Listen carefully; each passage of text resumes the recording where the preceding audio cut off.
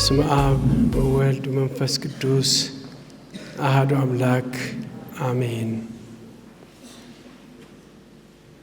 የተከበራችሁ የእግዚአብሔር ሕዝብ የዚች ሰዓት አስተንትኖ በአንድ ምሳሌ ልጀምር የሚያስገድድ ሁኔታ ስላለ እቺ ምሳሌ መናገር ፈልጋለሁ። በአንድ ወቅት በአንድ ሀገር ውስጥ ጳጳስ ያስፈልግ ነበረ እና ጳጳስ ስለሚያስፈልግ ያው እንደተለመደው ማን ይሁን ተባብለው ሊቀ ጳጳሶቹ ተሰብስበው ከዛም በኋላ አንድ ጳጳስ ይጠቆማሉ እና እኚህ ጳጳስ በእድሜ ትንሽ ገፋ ያሉ ናቸውና ግን ተወዳጅ ናቸው፣ ደከም ያሉ ናቸው። ከዛም በኋላ ልክ ስማቸው ሲነሳ አንደኛው ከጳጳሶቹ አንዱ ውይ ተዋቸው፣ እሷቸውን ስተዋቸው እንደው እንደዚህ ደግሞ እንደገና መስቀል አንጭድባቸውም ሲሉ ሌላው ጳጳስ ተነሱና ደግሞ ኧረ በደንብ እንጭድባቸዋለን አሉ። እንግዲህ ማናቸው ትክክል እንደሆነ አላቅም። ዛሬ በጣም ደክማችኋል፣ እንደገና ልንጭንባችሁ ነው። ስለዚህ የእግዚአብሔር ቃል ነው። የእግዚአብሔር ቃል ረፍት ይወስዳል። ብዙ ሰዓትም አላደርግም። ይሄን ብዙ ሰዓት ለመናገር ፈልጌ የተናገርኩት ምሳሌ አይደለም። እቤትም ገብታችሁ ለማንበብ እንድትችሉ ሁለተኛ ቆሮንቶስ ምዕራፍ 6 ሙሉውን በእውነት በጣም የሚያንጽ እረፍት የሚሰጥ የሚያስተምር ቃል ስለሆነ ጊዜ ስታገኙ ቀስ ብላችሁ እንድታነቡት አደራ እላለሁ። ብዙ ጊዜ የሰማነው ቃል ነው። በእርግጥ ግን አንዳንድ ጊዜ የእግዚአብሔር ቃል ደጋግመን ብናነበው ለእረፍት የሚሰጠን ይሆናል። ሁሉን አላነበውም፣ እያለፍኩኝ በንግግሬ መካከል እጠቅሰዋለሁ። ሲጀምር ይሄ ሁለተኛ ቆሮንቶስ ምዕራፍ 6 ከእግዚአብሔር ጋር አብረን የምንሰራ እንደመሆናችን መጠን የተቀበላችሁትን ጸጋ በከንቱ አታስቀሩት ይላል። የተቀበላችሁትን ጸጋ በከንቱ አታስቀሩት። ልክ እነዚህ አንድ መክሊት፣ 2 መክሊት፣ 3 መክሊት ወይም 1፣ 5፣ 10 እንበለው የተሰጣቸው የጌታ አገልጋዮችን ይመስላል። የሰራበት አለ፣ የቀበረ አለ፣ ያተረፈ አለ እና እንደዚህ አይነት የተቀበላችሁትን ጸጋ በከንቱ አታስቀሩ። ይሄ የምስክርነት ጥሪ ነው። በመረጥኩ ሰዓት ሰማሁህ፣ በደህንነት ቀን ረዳሁህ ስለሚል እነሆ የተመረጠችው ሰዓት አሁን ነው፣ የደህንነት ቀን አሁን ነው። ስለዚህ እኔ ወጣት ካህን በነበርኩበት ጊዜ በጣም የሚገርማችሁ ሁል ጊዜ ገና ከክህነትን በፊት ታዳጊም ሆኜ ሁል ጊዜ የማስበው እኔ ሳድግ ብቻ አንድ ቀን እኔ ዘማሪ ስሆን እል ነበር። እንዲህ ያደርጋለሁ ስል ዘማሪም ሆንኩኝ። ከዛም ሴሚናሪስት ሆንኩኝ። ቄስ ስሆን ደግሞ ቄስ ስሆን ደግሞ ትልቅ ቄስ ስሆን እንዲህ ያደርጋለሁ ስል ነበረ።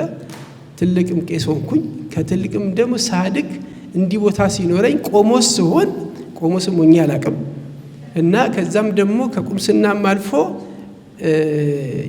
እዚህ ቦታ እቺ ነገሌ ያሉበት እና አባገል የሚሰሩበት ቦታ እኔ ቢሰጠኝ ኖሮ እንደዚህ ያደርጋለሁ ስል ያን ቦታ ደረስኩኝ፣ ጳጳስም ሆንኩኝ።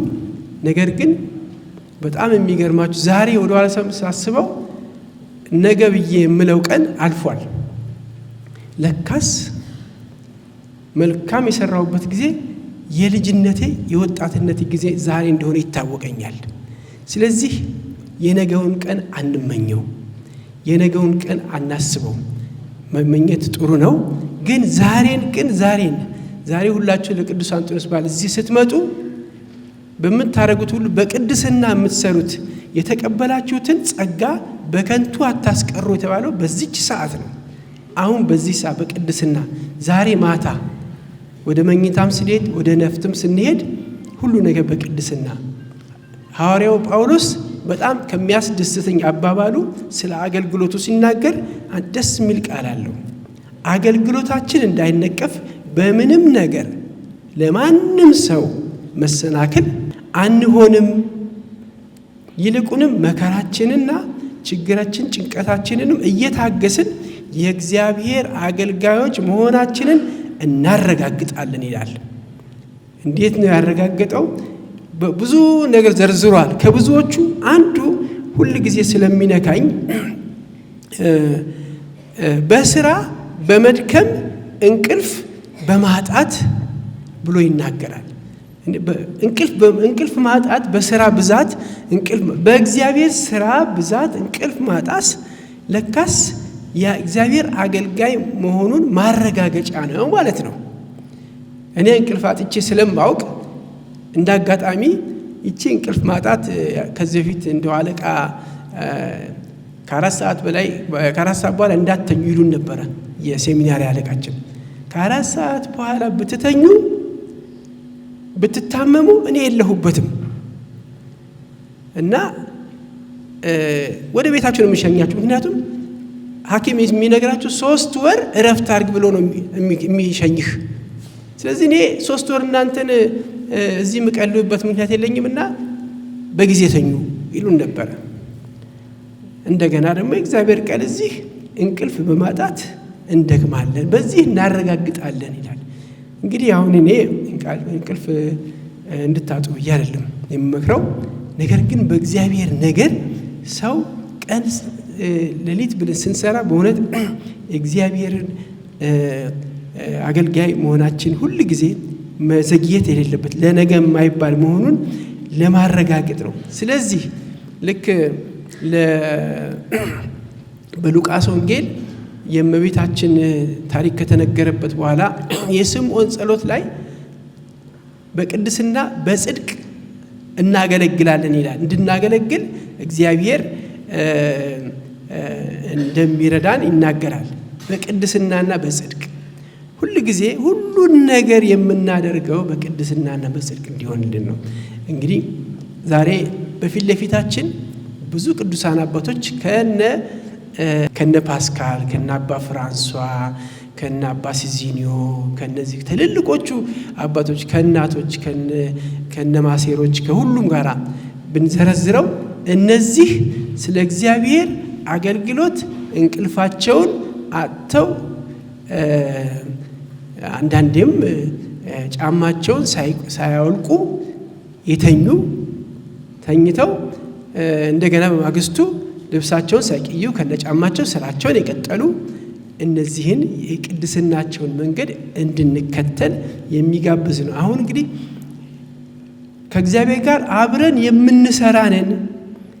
አሁንም ያው ሰዓታችንን ላለማጥፋት ብዙ ይዘረዝራል። በብዙ መልኩ እግዚአብሔርን ማገልገላችን እናረጋግጣለን ይልና ከቁጥር 11 ጀምሮ እስከ 18 ለየት ያለ ንግግር ይጀምራል። በቆሮንቶስ ለምትኖሩ ሰዎች ሆይ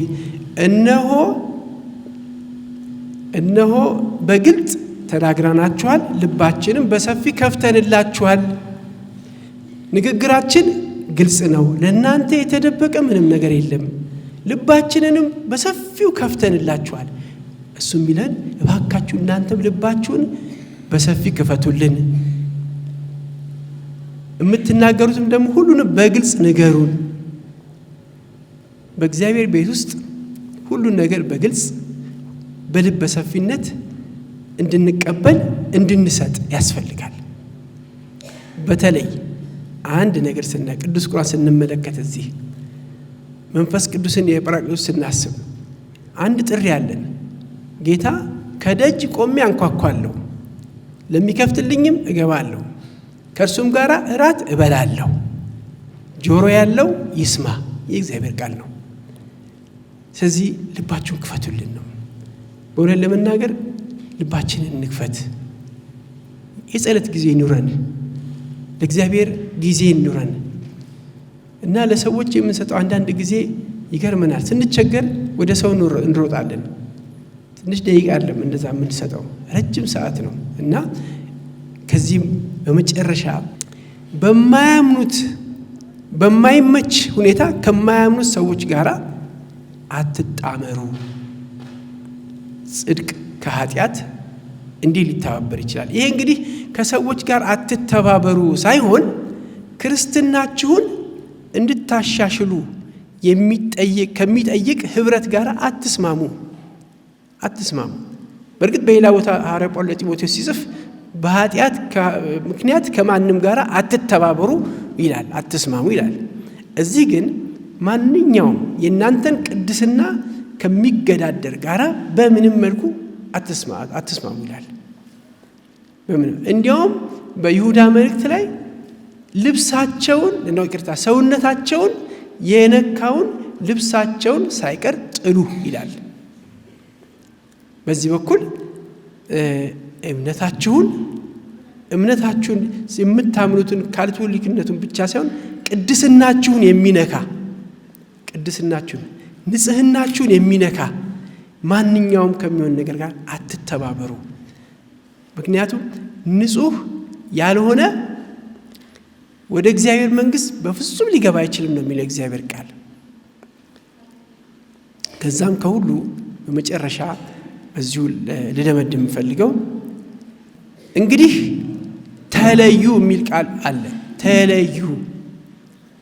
ተለዩ ድሮ ሁል ጊዜ እንግዲህ የድሮ ዘማሪዎች የምንዘምረው አንድ መዝሙር ነበርና እኛስ ተለይተናል፣ በሱ ተመርጠናል፣ እግዚአብሔር ይመስገን ከሚሉት ሆነናል ብለን እንዘምር ነበረ። እንግዲህ ያኔ ያው መዘማሪ መሆንም መለየትን ያመጣል። ከዛ ሁላችንም ዛሬ በብዙ መልኩ በብዙ ነገር የተጠራንበት የተለየንበት ቦታ አለ። ተለዩ፣ ወደ እኔም ኑ፣ መኖሪያዬን በሕዝቤ መካከል አደርጋለሁ፣ ከእነርሱም ጋር እመላለሳለሁ፣ እኔም አምላካቸው ሆናለሁ፣ እነርሱም ሕዝቤ ይሆናሉ ብሎ እንደተናገረው እኛ የሕያው እግዚአብሔር ቤተ መቅደስ ነን። ደግሞም እግዚአብሔር እንዲህ ብሏል፣ ከእነርሱ መካከል ተለይታችሁ ውጡ፣ እርኩስ የሆነውን ነገር አትንኩ፣ እኔም እቀበላችኋለሁ፣ እኔም አባት እሆናለሁ፣ እናንተም ወንዶች ልጆችና ሴቶች ልጆች ትሆናላችሁ ይላል ኃያሉ እግዚአብሔር።